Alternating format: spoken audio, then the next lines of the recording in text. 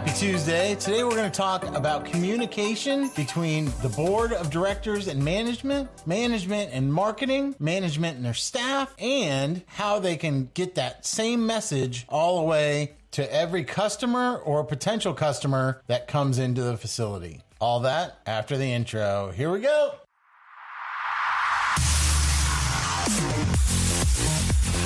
This is the Find the Green podcast with your host, PGA Master Professional, Jason Rockhold.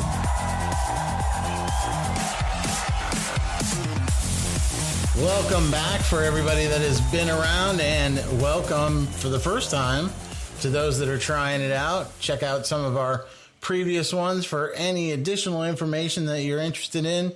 But today we're going to talk a little bit about communication and why it is so essential for a facility to really figure out a way to streamline the communication from the board of directors or the owner all the way down to the staff that works with clients every single day. Streamline it to your marketing staff that are trying to put out a message to all clients and potential clients of what you are looking to do.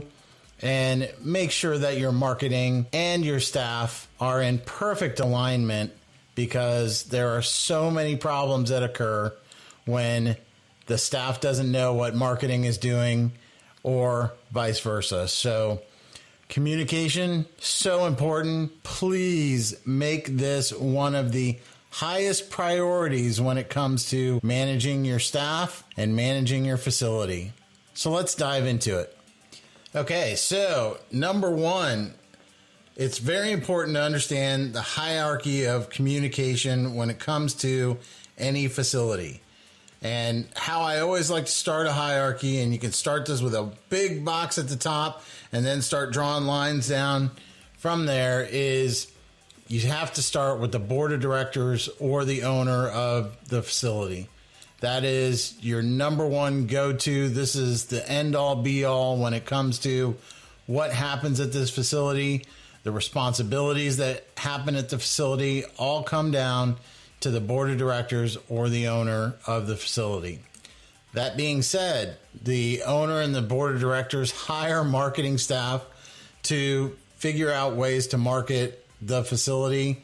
However, the board of directors or the owner has to have a basic mission statement, a basic idea of what they want the facility to stand for, the branding of it, what their idea of that facility is, how they want to brand it, and all of that can be translated to your marketing staff, and they can take that information and run with it.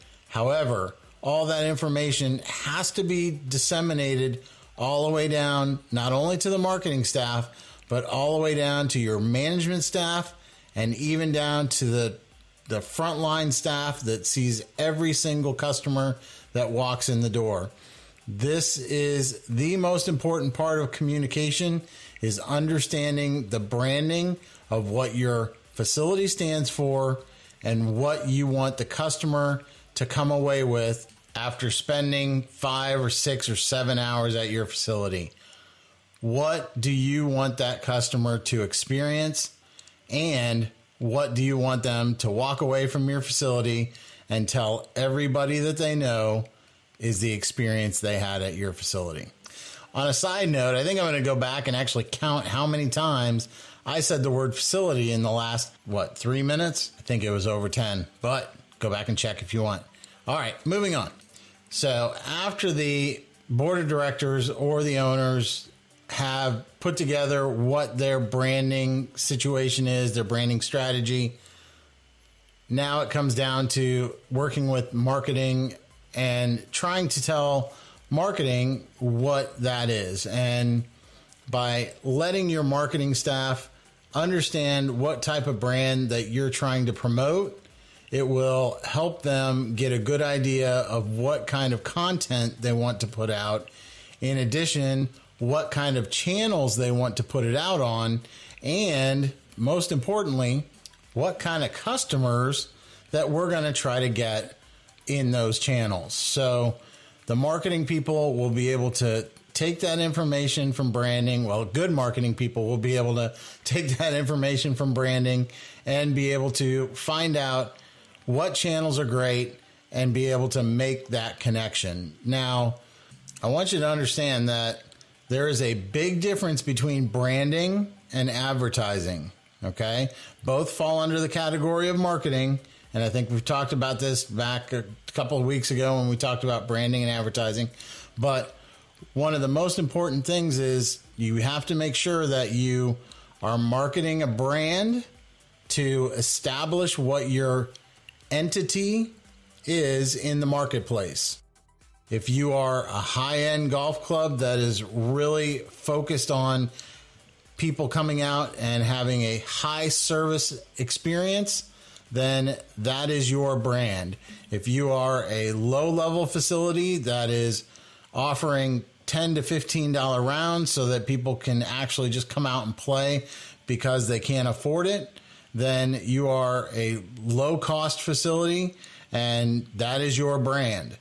Now, advertising is short-term benefits of what you can do. So, for example, that high-end facility, you can say, hey, we are going to offer a full meal after the round that is a $25 value if you pay full rack rate at the golf course. Now, that is a short-term deal or promotion that will get people to come out and try out the facility. Where a branding piece shows the luxury of the golf course. It shows the beauty of hole number 17 that's tucked in right by a waterfall. You know, it's something that gives an experience through the type of channel that you use. Now, this is obviously an audio channel. You can't see a picture of a stream. But if I'm talking to you about hole number 17, that nice little par 3 with the waterfall in the background, a good marketer might throw a little bit of a sound effect of a waterfall in the background. You know, they could be talking about certain things and have that nice sound of a waterfall in the background. I hear it. It makes me think, oh, wow, maybe I am on that hole.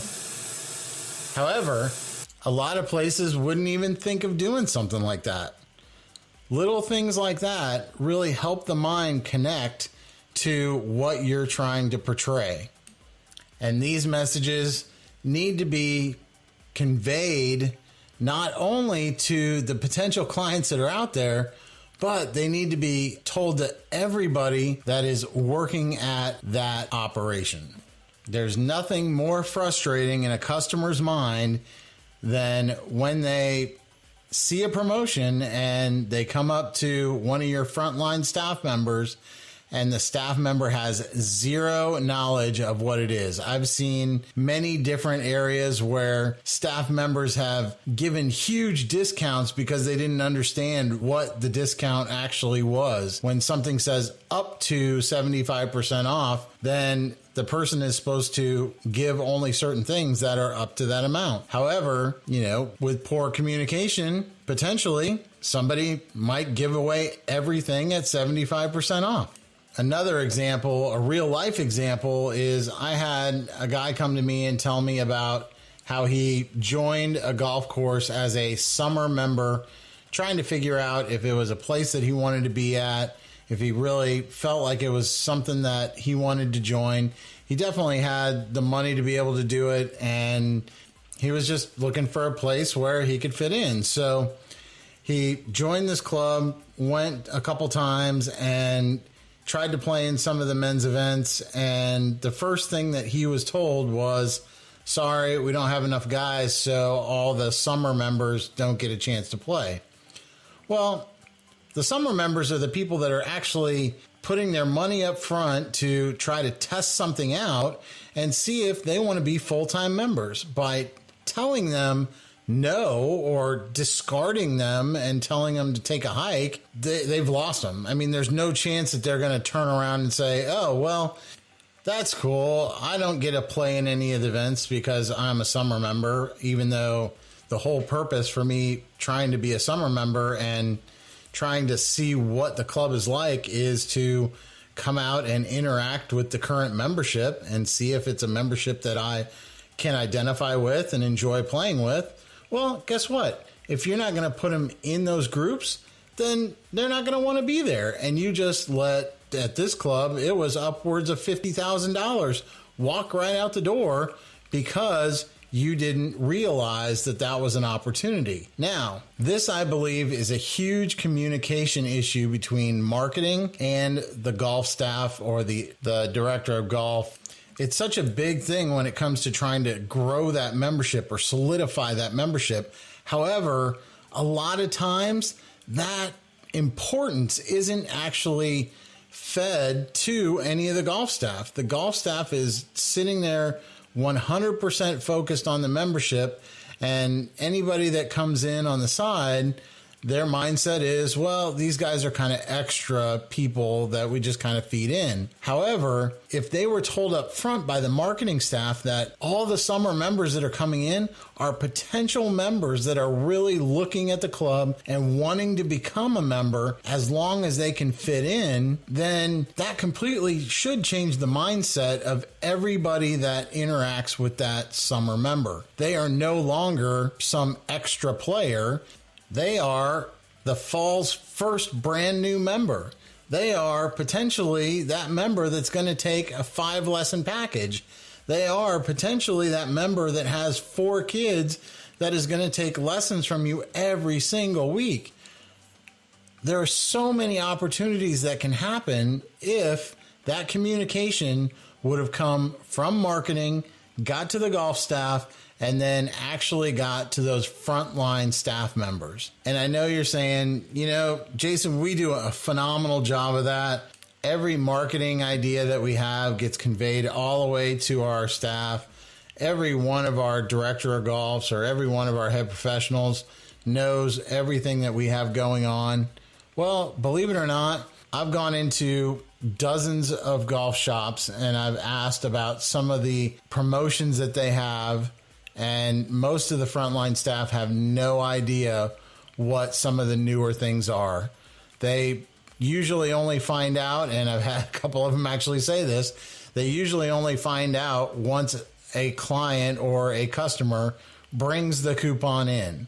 And that is the worst thing that you can do. That reactionary service model only puts you on the back pedal, and it doesn't allow you to really perform the way that promotion is meant to be done. Okay, so we've talked about the importance of the board of directors or the owners of the facility coming up with a consistent direction that you want your marketing to go in, your branding, your advertising, and then you want your marketing staff to come up with various branding and advertising to try to attract new potential clients and customers to try out the facility with a clear communication path to the directors of golf or the managers that are in that area so they can disseminate that information all the way down to their frontline staff. And with that information, that frontline staff can now treat those customers the way that the branding is wanting them to be treated, or give them what that advertising promotion is wanting them to have or experience without any sort of hesitation. There's nothing worse than going someplace and having a coupon or having something like that come in and you go, here, I've got this coupon. And they're like, oh, I've never seen this before.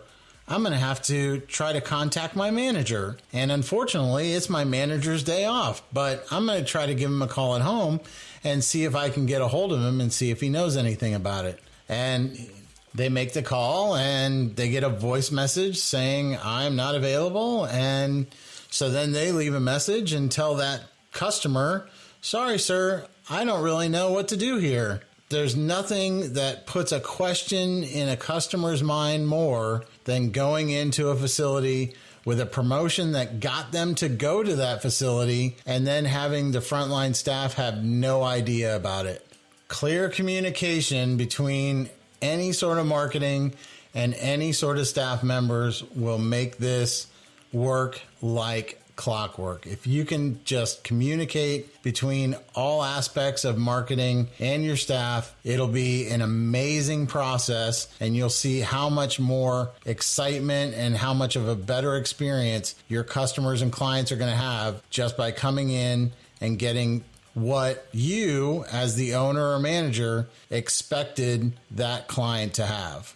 All right, before we go too long, the last thing that I want to talk about in communication is the most valid point for any of the owners or the marketing staff or the directors of golf is that you have open communication lines from the staff back all the way up the chain. It is so important that those staff members that are talking with clients, interacting with phone calls, solving those internet problems, everything that is coming through to that frontline staff member needs to be communicated all the way up the chain. Most of them are not able to fix what's going on. They're able to manipulate some things so that they can get that client onto the golf course. However, systematically, they don't have the access to the type of people that can actually fix that system and make it a lot easier for that frontline staff to perform and to make sure that those clients are having the smoothest process to get them to pay for their round and get them onto the golf course. The feedback that your staff, your frontline staff can provide you will only make your process smoother. And believe it or not, smooth, frictionless interactions and transactions only increase the customer satisfaction and get that top line revenue to go up. That's all I got for you today. Have an amazing week. We will talk to you next Tuesday. See ya.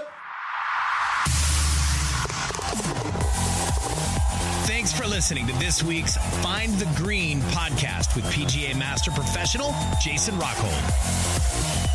Hit subscribe now to get the latest Find the Green podcast with new episodes uploaded every week. Email your questions and comments to jrockhold@pga.com or reach out on your favorite social media, Twitter, Instagram, Facebook, all at Find the Green.